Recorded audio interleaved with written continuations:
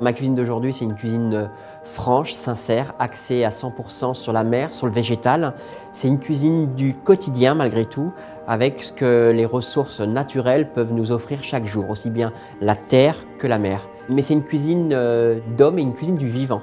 Un coup de cœur pour toutes ces tables, cette diversité en France. Le guide Goemio aujourd'hui découvre aussi bien des tables très hautes que pas de la petite restauration, c'est pas péjoratif, mais simplement où on peut manger à pas cher, avec un budget, avec des bons produits. Et ça, c'est important. Aujourd'hui, on a des producteurs avec qui on travaille, des gens qui sont très proches. L'artisan, comme on dit, l'humain est très important chez nous.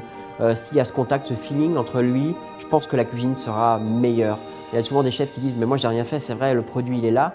Je pense qu'il faut cette complicité. On travaille aujourd'hui avec Raymond Cadem, qui est sur Noirmoutier, qui est ostréiculteur, qui a repris une entreprise familiale, qui aujourd'hui fait toutes les huîtres, la grosse ici, les huîtres un peu plus fortes en calibre 1 et la numéro 2 ou 3 pour le bistrot. Ensuite, on travaille avec Monsieur Grondin, qui nous fait une volaille. On a entendu souvent des noms prestigieux de volailles de Brest. Et moi, j'ai regardé chez moi et à Boîte-Senez, qui est à quelques kilomètres de Noirmoutier, et là, il y a un monsieur qui fait une pintade, qui fait un poulet à la mue, qui fait un canard, et en fin de compte tout ça c'est élevé avec des plantes digestives, il suit ça c'est très important. Des produits d'une qualité exceptionnelle, irréprochable. L'huître noire Erika qui interpelle énormément de gens, mais ce sont des plats signatures. Alors là c'est un plat qu'on a créé il y a quelques années, c'est simplement l'idée de se balader sur la plage et de trouver l'harmonie entre tous les coquillages qu'on peut avoir sur la saison. On a du poulpe, on a des moules, on a des coques, on a des palourdes, on a des clams, on a des vernis. Il nous faut une qualité de coquillage qui soit vraiment exceptionnelle, les plus frais possibles.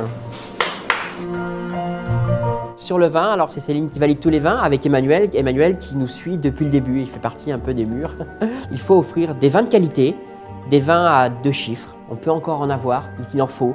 Même dans des tables qui sont prestigieuses ou gastronomiques, je pense qu'il vaut mieux pour moi faire plaisir aux gens, des découvertes, les gens sont avides de découvertes. Moi je me suis aperçu quand les gens s'intéressent énormément à ce qu'ils vont manger, mais à la fin du repas, merci aussi de nous avoir fait découvrir ça, ça et ça.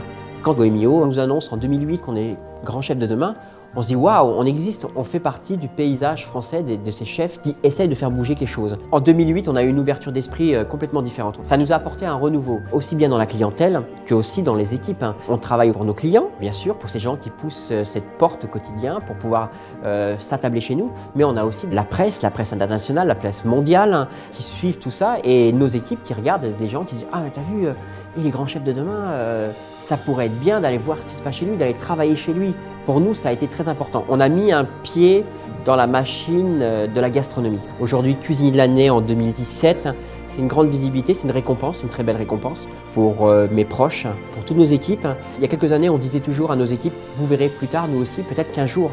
Mais on regarde toujours tous ces chefs, chaque année, on suit. Chaque année, on est toujours aux aguets, point d'interrogation. Et cette année, c'est encore une grande surprise pour moi.